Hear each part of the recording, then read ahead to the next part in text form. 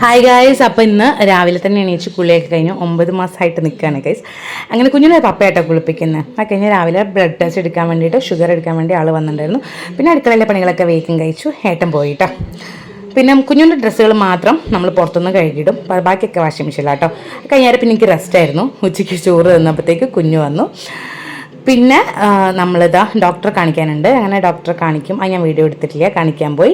പിന്നെ പാർലറിൽ പോകണമായിരുന്നു. അങ്ങനെ പാർലറിലൊക്കെ പോയി കഴിഞ്ഞാൽ നമ്മൾ നേരെ ഫ്ലവർ സ്റ്റോളിൽ പോകുന്നുണ്ട്. എനിക്ക് ഫ്ലവർ വേണമായിരുന്നു. അപ്പോൾ വളകാപ്പിൻ്റെ ആവശ്യങ്ങൾക്ക് വേണ്ടിയിട്ട് ഫ്ലവർ ബൊക്കെയൊക്കെ വേണം, മാലയൊക്കെ വേണമായിരുന്നു. അപ്പോൾ അതൊക്കെ പറഞ്ഞു.